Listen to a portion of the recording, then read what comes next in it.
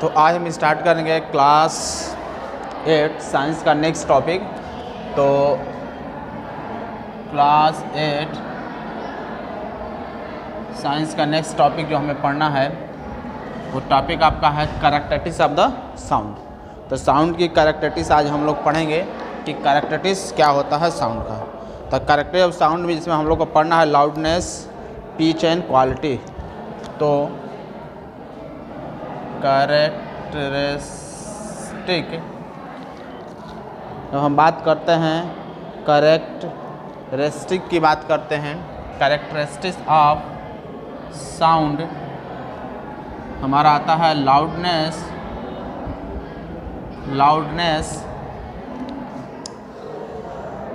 Pitch and quality. Pitch and quality, ये तीन चीज़ हमें जो है यहाँ पर डिस्कस करना है। लाउडनेस क्या होता है, पिच क्या होता है और क्वालिटी क्या होता है, इसके बारे में आज हम लोग को इस वीडियो में डिस्कस करना है। तो सबसे पहले स्टार्ट करते हैं हम लाउडनेस से। लाउडनेस क्या होता है? लाउडनेस की जब हम बात करते हैं तो देखिए जो साउंड होता है, पहले भी आपको पढ़ाया गया है कि साउंड जो हमारा प्रोड्यूस होता है वाइब्रेटिंग ऑब्जेक्ट के वाइब्रेशन से हमारा साउंड प्रोड्यूस होता है। जब ऑब्जेक्ट हमारा वाइब्रेट करेगा तो साउंड प्रोड्यूस होगा, और ऑब्जेक्ट अगर मेरा वाइब्रेट नहीं करेगा तो साउंड मेरा प्रोड्यूस नहीं होगा। जैसे सपोज दैट कि कोई ऑब्जेक्ट है, मैंने उसको स्लाइटली ऐसे बीट किया तो उसके अंदर वाइब्रेशन बहुत थोड़ा होगा, और अगर उसको हम तेज़ी से बीट करेंगे तो उसके अंदर वाइब्रेशन क्या होगा, फास्ट होगा। ठीक, तो ये जो हमारा लाउडनेस होता है वो डिपेंड करता है कि हम किसी ऑब्जेक्ट को स्लाइटली बीट कर रहे हैं, स्लाइटली स्ट्रेच कर रहे हैं, तेज़ी के साथ बीट कर रहे हैं, उसका वाइब्रेशन फास्ट हो रहा है। फास्ट का मतलब कि ऐसा नहीं कि पास ही में वाइब्रेट करे, बहुत तेज़ी से ऐसे करे तो वो फास्ट नहीं। फास्ट का मतलब कि उसका एम्पलीट्यूड ज़्यादा होना चाहिए, ठीक ना। जैसे किसी ऑब्जेक्ट को हम स्लाइटली बीट, जैसे मान लीजिए मैंने यहाँ से दो स्ट्रिंग को यहाँ पर मैंने टाइट कर दिया, बांध दिया, और इसको पकड़ कर थोड़ा सा खींचेंगे। ऐसे पकड़ कर मैंने इसको नीचे की तरफ खींचा तो क्या होगा, अगर स्लाइटली खींचेंगे तो इसका वाइब्रेशन कुछ इस तरह होगा। एक बार ऊपर जाएगा, फिर एक बार क्या होगा, नीचे आएगा, एक बार ऊपर जाएगा, नीचे आएगा। ऐसे ऐसे रस्सी को हम पकड़े हैं, ऐसे अब खींचेंगे तो ऊपर नीचे थोड़ा थोड़ा वाइब्रेट करेगा। अब सपोज दैट कि इसी स्ट्रिंग को जो है हम नेक्स्ट बार थोड़ा तेज़ी के साथ खींच रहे हैं। ठीक, इसको पकड़ कर थोड़ा तेज़ी के साथ नीचे खींचा, छोड़ दिया तो इसका वाइब्रेशन क्या होगा, पहले से कुछ ज़्यादा होगा, ऐसे जाएगा, वाइब्रेट करेगा। इन दोनों केस में इसमें क्या होगा, वाइब्रेशन का एम्पलीट्यूड ज़्यादा है, मतलब यहाँ पर एम्पलीट्यूड क्या है मेरा, कम है दोनों में, इतना छोटा छोटा, और इसका एम्पलीट्यूड क्या है मेरा। एम्पलीट्यूड क्या होता है अगर आप नहीं जानते तो उस पर मैंने एक सेपरेट वीडियो बना रखा है, आप वहाँ से जाकर देख सकते हैं। ठीक, तो ये मेरा एम्पलीट्यूड है। तो इस तरह हम कह सकते हैं कि जो लाउडनेस होता है, अगर एम्पलीट्यूड ज़्यादा है तो लाउडनेस ज़्यादा, और अगर एम्पलीट्यूड कम है तो लाउडनेस हमारा कम होगा। तो greater the amplitude vibration louder the sound will be. अगर लाउडनेस ज़्यादा, हम कह सकते हैं कि loudness of the body depends, loudness of the sound depend on the amplitude of the vibration of the vibrating object. तो मैं यहाँ पर लिख सकते हैं कि लाउडनेस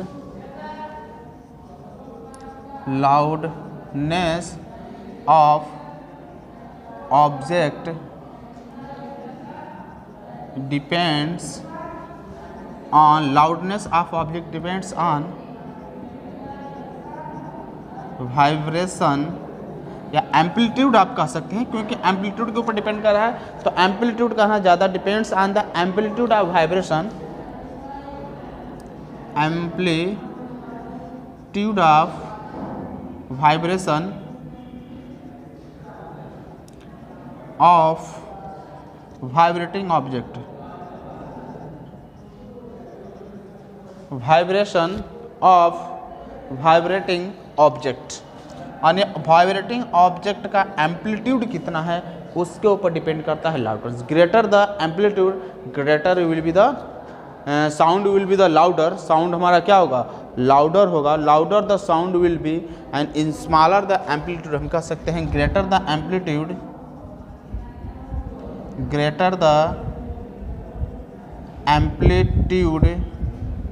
ग्रेटर या लाउडर कहना अच्छा रहेगा,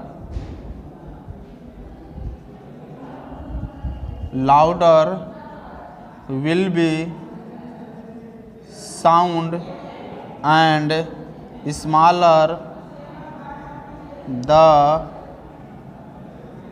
amplitude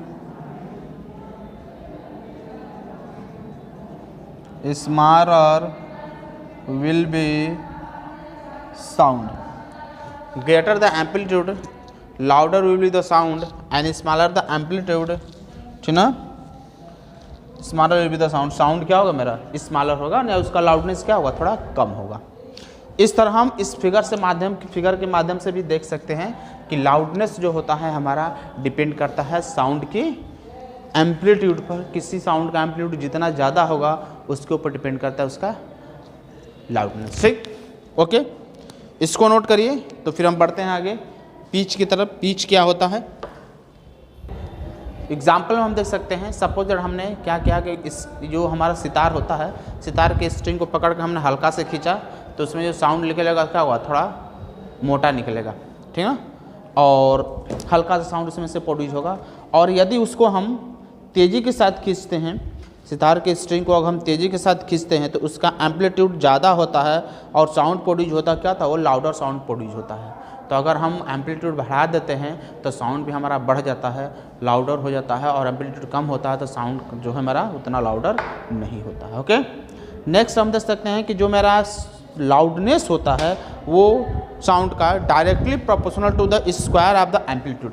एम्पलीट्यूड के स्क्वायर का डायरेक्टली प्रोपोर्शनल होता है. तो हम कह सकते हैं कि लाउडनेस, यहाँ पर लिख सकते हैं लाउडनेस ऑफ ऑब्जेक्ट, या साउंड कहना बेटर रहेगा, loudness of sound, loudness of sound is directly proportional to square of amplitude. Square of amplitude. Loudness जो हमारा होता है प्रोपोर्शनल होता है एम्पलीट्यूड के square of amplitude of vibration. जो वाइब्रेशन होता है उसके एम्पलीट्यूड के स्क्वायर के प्रोपोर्शनल होता है, स्क्वायर के प्रोपोर्शनल. यदि हमारा एम्पलीट्यूड 2 होगा, ठीक, तो जो लाउडनेस होगा हमारा डबल हो जाता है. If the amplitude of vibration is double, loudness will be became 4 time. Loudness मेरा क्या होता है, 4 टाइम हो जाता है. तो हम कह सकते हैं कि लाउडनेस, यहाँ पर लिख सकते हैं हम ऐसे, लाउडनेस अगर मान लीजिए हमने डबल कर दिया किसी ऑब्जेक्ट का, सॉरी लाउडनेस नहीं, एम्पलीट्यूड को अगर हम डबल कर देते हैं, अगर किसी ऑब्जेक्ट के हम एम्पलीट्यूड को डबल कर देते हैं, एम्पलीट्यूड को अगर हम डबल कर दें, 2 टाइम्स कर दें, तो लाउडनेस जो मेरा होता है वो 4 टाइम हो जाता है, 4 टाइम होगा. और अगर हम एम्पलीट्यूड को हाफ कर दें तो लाउडनेस जो है 1/4 टाइम हो जाता है. तो इस तरह हम यहाँ पर ध्यान रखेंगे कि लाउडनेस जो होता है हमारा एम्पलीट्यूड के ऊपर डिपेंड करता है. तो इस वीडियो में बस इतना ही. नेक्स्ट टॉपिक पिच और जो हमारा क्वालिटी होता है उसके बारे में हम नेक्स्ट वीडियो में डिस्कस करेंगे. इस वीडियो में बस इतना ही. आशा है कि आपको वीडियो अच्छा लगा होगा. अच्छा लगा तो लाइक करिए, शेयर करिए, सब्सक्राइब करिए. और मैं आपको जानकारी के लिए बता दूं कि मेरा एक अलग से भी चैनल है, आप चाहें तो वहाँ से भी सारे टॉपिक्स आप देख सकते हैं. तो best of luck, thanks for watching video. मिलते हैं किसी नेक्स्ट वीडियो में नेक्स्ट टॉपिक के साथ.